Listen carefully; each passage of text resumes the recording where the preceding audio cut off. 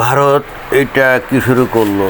এরা কি এখন তাহলে মানে বিষয়টা কি? এই যে খবর বের হয়েছে কি উত্তরাখণ্ডে 250 মাদ্রাসায় তালা, আসলে এই ঘটনা কি সত্য নাকি? তো এখানে এই 250 মাদ্রাসায় তালা দিয়ে আবার বলছে যে আমরা চাই না এই প্রতিষ্ঠানগুলো জিহাদি মানসিকতার প্রজনন ক্ষেত্র হয়ে উঠুক, বরং এগুলোকে জ্ঞানের মন্দিরে পরিণত করতে চাই। পুষ্কর সিং ধামি মুখ্যমন্ত্রী, এটা উত্তরাখণ্ডের মুখ্যমন্ত্রী কি পুষ্কর সিং ধামি? তো এইটা উনি কী বললেন, মানে উনি কি এই উত্তরাখণ্ডে মানে ওনার রাজ্যে 250টা মাদ্রাসা উনি তালা মারছেন, মানে বন্ধ করে দিয়েছেন, এবং উনি বলতে চাইলেন যে এই মাদ্রাসায় নাকি জিহাদি মানসিকতার প্রজনন ক্ষেত্র। আচ্ছা, তো এতদিন পরে ওইটা উনি আবিষ্কার করলেন।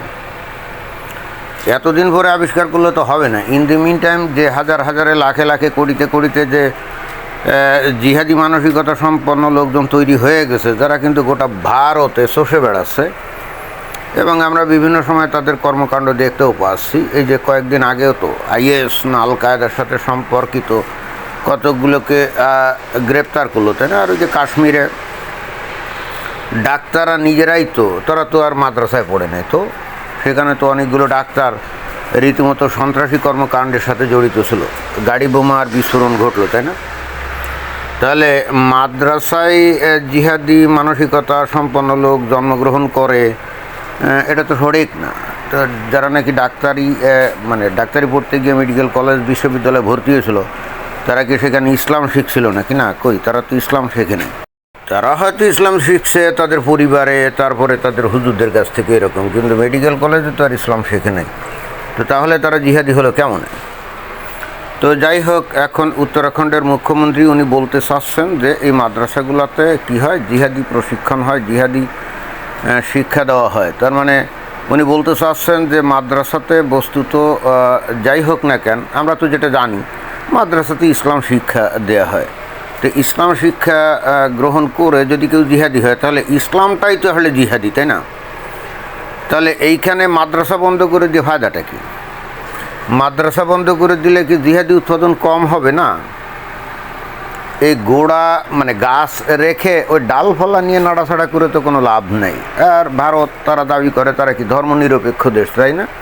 যে যার ধর্ম পালন করবে। তাহলে তাই যদি হয়, তাহলে এই ভারতে এই যে এই মুসলমানরা এই হিন্দু ধর্মের যত মানে সমালোচনা করে দেখি, তো ভারতের হিন্দুদের কোনো পণ্ডিত অথবা কোনো স্কলার তারা তো ইসলাম নিয়ে এই ধরনের কোনো আলাপ আলোচনা কিছু করে না। তো ইসলামের মধ্যে যে বিষয়গুলো আছে সেগুলো যদি মানুষের সামনে প্রকাশ করে না দেওয়া হয়, তাহলে মানুষদেরকে তো কোনোভাবেই আপনি জ্ঞানমুখী আপনি করতে পারবেন না। আপনারা যদি মনে করেন যে ইসলামটা নিজেই ইটসেলফ এ জিহাদি টিচিংস, জিহাদি লেসন্স, রাইট? তাহলে তো আপনাদের প্রথমে করা উচিত ইসলামটাকে অবৈধ ঘোষণা করে, তাই না? এবং এটা কিন্তু ইজিলি করাও যায়, কারণ মুসলমানরা নিজেরাই বিশ্বাস করে Islam is not a religion, it's a complete code of life. That means Islam is nothing but a political ideology in disguise of religion.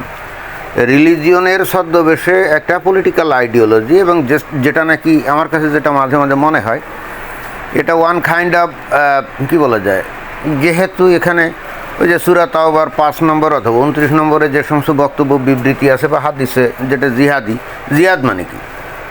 জিহাদ মানে হলো যে অমুসলিমদের বিরুদ্ধে যুদ্ধ করতে হবে যতক্ষণ পর্যন্ত তারা ইসলাম কবুল না করবে, তাই না? তো এইটা তো প্রচণ্ড রকম একটা কী বলা যায় উগ্রবাদী এবং রেসিস্ট টাইপের বক্তব্য। আমি যে ধরনের ধ্যান ধারণা পোষণ করি, এখন আমার আশেপাশে যারা আছে তাদেরকে আমি জোর করে বাধ্য করব এবং তাদের বলবো, যাই বেড়া, আমার ধ্যান ধারণা যদি পোষণ না করিস তাহলে তোর মাথা মানে ধড় থেকে কল্লা নামিয়ে দেবো, তাই না? তো বিষয়টা অনেকটা এরকম না, এটা তো মানে ভয়ঙ্কর রকম কী বলা যায় উগ্রপন্থী একটা আদর্শ, ওয়ান কাইন্ড অফ রেসিস্ট, যেখানে নাকি হিন্দু এবং ইহুদি খ্রিস্টান সমস্ত অমুসলিমদের এগেনস্টে জিহাদের জন্য বলা হচ্ছে, অর্থাৎ তাদের কোনো অস্তিত্ব রাখা যাবে না। এটাই তো ওই যে সূরা তাওবার 5 নম্বর আয়াতে বলছে না যে মানে নিষিদ্ধ মাস অতিক্রান্ত হলে মুশরিকদেরকে যেখানে পাও সেখানে হত্যা করো। ওই যে কিছুদিন আগে অসীম সরকার যে কবিয়াল ওই যে পশ্চিমবঙ্গের, উনি তো বলছিলেন নাকি, তো উনি যে রেফারেন্সগুলো দিয়েছিলেন এটা তো ভুল না। তারপরে 29 নম্বর আয়াতে আছে ওই যে সূরা তাওবার, বলা হচ্ছে যে ইহুদি এবং খ্রিস্টানদের বিরুদ্ধে ততক্ষণ পর্যন্ত যুদ্ধ করো যতক্ষণ পর্যন্ত না তারা ইসলাম কবুল করে। তো এইটা তো অনেকটা কি ওই যে ওই হিটলারের নাৎসি যে মতবাদ সেরকম না। হিটলার বলছিল যে সবাইকে আমার নাৎসি মতবাদের অনুসারী হতে হবে, আর যারা হবে না তাদের কল্লা ফেলে দেওয়া হবে। তারপরে এইটা তো অনেকটা ওই উত্তর কোরিয়ার কিম জং উনের কমিউনিস্ট মতবাদের অনুসারী। কিম জং উনের যারা সমালোচনা করে বা তার শাসনের যারা সমালোচনা করে তাদেরকে ধরে নিয়ে কি ফায়ারিং স্কোয়াড এগুলি দিয়ে মারে না, মারে তো। তো এখানে এই যে এই ইসলামের এই যে এই সূরা তাওবার 5 নম্বর এবং 29 নম্বর আয়াতের বক্তব্য বিষয় কি অনেকটা তাই না? যদি ইসলাম গ্রহণ না করা হয় তাহলে তাদের বিরুদ্ধে যুদ্ধ করতে হবে, তাদের কলা ফেলে দিতে হবে। তো এইটা কিম জং উন অথবা হিটলারের যে বক্তব্য তার সাথে তো একেবারে খাপের খাপ মিলে যায় না। তাদেরও বক্তব্য তো তাই ছিল যে আমার মতবাদ যারা অনুসরণ না করবা এই দুনিয়ায় তাদের কোনো অস্তিত্ব নাই। এখন তাদের বিষয়টাকে কেউ জিহাদ বলে না, অর্থাৎ হিটলারের মতবাদকে কেউ জিহাদ বলে না, বলে কি রেসিস্ট ধর্ম, তাই না? তারপরে ওই কিম জং উনের যে মতবাদ তাকে বলে কি প্রচণ্ড রকম একনায়কতান্ত্রিক একটা ভয়ঙ্কর স্বৈর শাসন বা স্বৈর মতবাদ। আর ইসলামের ক্ষেত্রে এটাকে নাম দেওয়া হয়েছে জিহাদ। আচ্ছা, তাহলে জিহাদ আর ওই নাৎসি মতবাদ আর এই কমিউনিস্ট মতবাদের মধ্যে কোনো তফাৎ আছে? আমি তো দেখি না। তো এখন ওই মতবাদগুলো যেমন এই যে নাৎসি মতবাদ এগুলার প্রচণ্ড রেসিস্টি বলে এখন এগুলো নিষিদ্ধ। তো এখন ইসলামের মতবাদও তো অনেকটা ওরকম। তাহলে ওই নাৎসি মতবাদ যদি নিষিদ্ধ হয় তাহলে এইটা ধর্মের নাম দিয়ে সমাজে থাকে কি করে? মানে এইটা যখন আলাপ আলোচনা আসবে তখন এটা হয়ে যাবে ধর্ম, আর যখন আলাপ আলোচনা না থাকবে তখন এটা থাকবে জিহাদ, তাই না? খুবই ফ্লেক্সিবল একটা কন্ডিশনের মধ্যে আছে। আমার মনে হয় যে সমস্ত মাদ্রাসা বন্ধ করে দিয়ে কোনো ফায়দা হবে আমার তো মনে হয় না। আমরা বর্তমান বিশ্বে দেখি যারা মাদ্রাসা থেকে পাশ করে তারা বস্তুত কোনো জিহাদ টিহাদ তেমন করে আমরা দেখি না, বরং মাদ্রাসায় যারা পড়ে না তারাই অনেক বেশি জঙ্গি, তারাই অনেক বেশি উগ্র, তারাই অনেক বেশি জিহাদি। যেমন এই যে ভারতে ওই যারা নাকি ডাক্তার কাশ্মীরে, তাই না, তারা তো ওরকম হয়ে গেছিলো।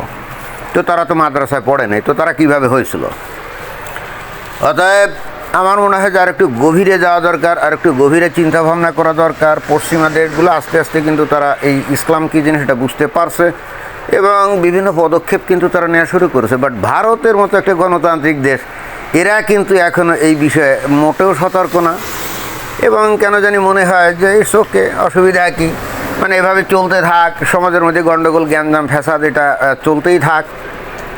এবং এই ভারতের হিন্দুগুলো তো আসলে অনেকটা কাপুরুষের মতো, তারা ভয় পায়, তারা কিন্তু ভয় পায়। এই যে দেখেন যে ওই হোলি উৎসব উপলক্ষে দেখেন যে সামান্য অপরাধে একটা হিন্দু ছেলেকে সংখ্যালঘু হওয়া সত্ত্বেও মুসলমানরা কীভাবে পিটিয়ে মারলো, তাই না? কত বড় দুঃসাহস! এই ধরনের ঘটনা মনে করেন যে বাংলাদেশে কোনো হিন্দুরা করতে পারতো, আর যদি করতো তাহলে বাংলাদেশের হিন্দুদের কী পরিস্থিতি হতো? তাহলে এখানে এই যে ডিফারেন্সটা হিন্দু আর মুসলিমদের মধ্যে, এটা তো ভয়ঙ্কর। মুসলমানরা বীরের জাতি, তারা ভয় পায় না, জীবন দিতে 1 সেকেন্ড দেরি করে না। এই যে ইরান এত বোমা হামলার শিকার হচ্ছে, এত মিসাইল হামলার শিকার হচ্ছে, দেশটা তামা হয়ে যাচ্ছে, দেশটা ধ্বংসের মুখে চলে যাচ্ছে, কিন্তু কই তারা তো আত্মসমর্পণ করছে না। বা গাজার হামাস আত্মসমর্পণ করছে, বা লেবাননের হেজবুল্লাহ না আত্মসমর্পণ করে নাই। মুসলমানরা আত্মসমর্পণ করতে জানে না। They are always ready to sacrifice their life for the sake of their religion, for the sake of their Allah and their Prophet Muhammad sallallahu alaihi wasallam. মুসলমানদেরকে এবং তাদের ইসলামকে বুঝতে হবে তাদের মন মানসিকতাটা, এবং ইসলাম আসলে তাদেরকে কী ধরনের শিক্ষা দেয়। এখন এইগুলোর কোনো দিকেই যাবে না, না গিয়ে এই যে এই মাদ্রাসা বন্ধ করেছে, তো মাদ্রাসা বন্ধ করলে কি জিহাদি উৎপাদন কম হবে? মোটেও না, আরও জিহাদি উৎপাদন বেড়ে যাবে। আমার তো ধারণা এই যে বর্তমানে বাংলাদেশে আমরা নিজেরাই খেয়াল করি যে মাদ্রাসা থেকে যত জিহাদি না বেরোয় তার থেকে কলেজ বিশ্ববিদ্যালয় থেকে অনেক জিহাদি বেরোয়।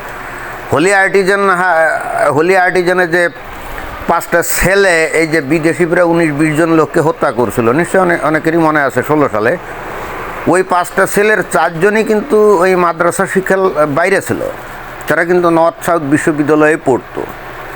তো তাহলে তারা কীভাবে জিহাদি হলো? মনে হয় যে এত সরলীকরণ করলে হবে না। তবে হ্যাঁ, মাদ্রাসা বন্ধ করা এটা তাদের আভ্যন্তরীণ ব্যাপার। আমার মনে হয় যে খোদ শিক্ষা জিনিসটা, অর্থাৎ মাদ্রাসা যে জিনিসটা শিখায় ওইটা নিয়েই আসলে ভারতের কিছু করতে হবে।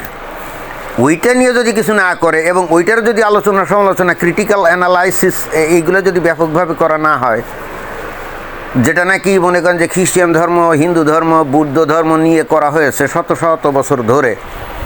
তো ভারতের পণ্ডিতরা, স্কলাররা সারাদিন ক্রিকেট, বলিউডের নায়িকাদের ওই নিতম্ব দেখার জন্যে মানে উৎসুক থাকবে, তারা এর পিছনে হাজার হাজার কোটি টাকা ব্যয় করবে। কিন্তু প্রকৃতপক্ষে সমাজকে প্রগতিশীল করার জন্যে একটা বিশাল গোষ্ঠী, কত 25-26-30 কোটি মুসলমান আছে না, তো এত বড় একটা গোষ্ঠী, তারা অন্ধকারের মধ্যে আছে, তারা ধর্মান্ধতার মধ্যে আটকে আছে। তাদের ব্যাপারে তাদের কোনো ইয়ে নাই, চিন্তা ভাবনা নাই, তাদের কোনো প্রকল্প নাই, কোনো কিছুই নাই। এইভাবে তো হয় না। বুঝতে হবে যে কার্ল মার্কস বলছিল যে ধর্ম একটা আফিমের মতো। কথাটা কি মিথ্যে নাকি? আসলেই তো আফিমের মতো। এবং আমার কাছে কেন জানি মনে হয় যে আফিমের নেশাও হয়তো অনেক ক্ষেত্রে ত্যাগ করা যায়, বা কোকেন বা হেরোইনের নেশাও ত্যাগ করা যায়, বাট ধর্মের নেশা ত্যাগ করা খুব কঠিন ব্যাপার। আর বিশেষ করে ইসলাম ধর্মের নেশা ত্যাগ করা তো একেবারে মারাত্মক কঠিন ব্যাপার। কারণ পেট্রোডলারের কল্যাণে এই ইসলামটাকে গোটা পৃথিবীতে, বিশেষ করে মুসলিম দেশগুলোতে যেভাবে প্রচারণা, তার সাথে সুডো সায়েন্স ঢুকিয়ে কোরআনের মধ্যে থেকে খালি বিজ্ঞান আর বিজ্ঞান, এইভাবে যেভাবে প্রচার করা হয়েছে, তাতে মুসলমানদের মন মানসিকতা অন্তত মিনিমাম 100 বছর পিছু হয়ে গেছে। হ্যাঁ, প্রত্যেকটা মুসলমান মন মানসিকতা 100 বছর আগের মতোই হয়ে গেছে, বা মুসলমান সমাজটা বা দেশগুলো 100 বছর পিছিয়ে গেছে শুধুমাত্র এই সমস্ত দেশে ইসলামের ব্যাপক প্রসারের কারণে। ওই যে আগে মধ্যপ্রাচ্যের দেশগুলো পেট্রোডলার ব্যয় করতো ইসলামকে প্রমোট করার জন্য, এবং সেটাও করতে আবার আমেরিকার দ্বারা। এবং আমি মাঝে মাঝে এই জন্য বলি, পশ্চিমা দেশগুলো ওরা নিজেরাই চায় না যে মুসলমানরা আসলে শিক্ষিত হোক, জ্ঞানী হোক, স্মার্ট হোক, বুদ্ধিমান হোক, এটা চায় না। মুসলমানরা ধর্মান্ধ হয়ে পড়ে থাকলে তাতে তাদের সুবিধা। তাহলে মাঝে মাঝে ওই সন্ত্রাসের বিরুদ্ধে যুদ্ধের নাম দিয়ে এসে আক্রমণ করে তাদেরকে গণহত্যা করা যায়, তাই না? যেমন এখন ওই যে ইয়েতে চলছে, কিছুদিন আগে চলছিল কোথায়, ওই যে গাজায়, আর এখন চলছে কোথায়, লেবাননের হামাসের উপরে আর ইরানে, তাই না? এর আগে চলছিল ইরাকে, তার আগে চলছিল লিবিয়ায়, তার আগে চলছিল কোথায়, ওই যে ইয়েতে, ওই আফগানিস্তানে। আপনি চিন্তা করে দেখেন, এরা কিন্তু সবাই ছিল প্রত্যেকে খাঁটি মুসলমান। পশ্চিমেরা এসে নাম দিল এরা হলো সন্ত্রাসী, অর্থাৎ সন্ত্রাসের বিরুদ্ধে যুদ্ধ। তা মুসলমানরা এগুলো বোঝে না। ঘটনা কি, আপনাদেরকে এই পশ্চিমা দুনিয়া ধর্মের মধ্যে ঢুকায় রেখে এরপর তারাই আবার আপনাদেরকে সন্ত্রাসী বলে ভয়াবহ আক্রমণ চলায়। আপনারা কি বোঝেন না যে আপনাদের আসল শত্রু কোনটা? আসলে পশ্চিমারাও না, আপনাদের ধর্মীয় দর্শনটাই এমন, আপনারা বোঝেনই না যে এইটাকে একটু ক্রিটিক্যাল অ্যানালাইসিস করা উচিত। আসলে আপনাদেরকে এই ধর্ম পিছিয়ে রাখছে, এটা আপনাদের বোঝা উচিত।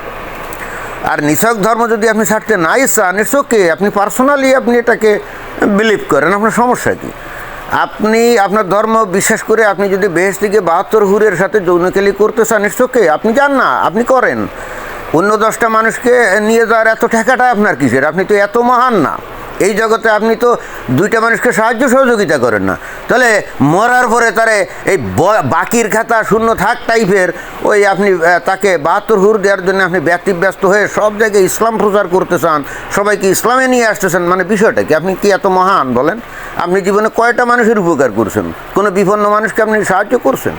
হুজুররা কোনো দিন কোনো বিপন্ন মানুষকে সাহায্য করছে এ ধরনের কোনো রেকর্ড আছে? অথচ তারাই তো ইসলাম প্রচার করে, তাই না? এবং তারা সব মানুষকে বেহেশতে নিয়ে 72 হুর দিতেছে বাকিতে। মানে কি ফাজলামি নাকি?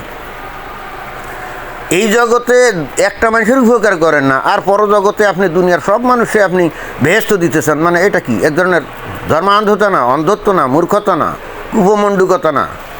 ধন্যবাদ।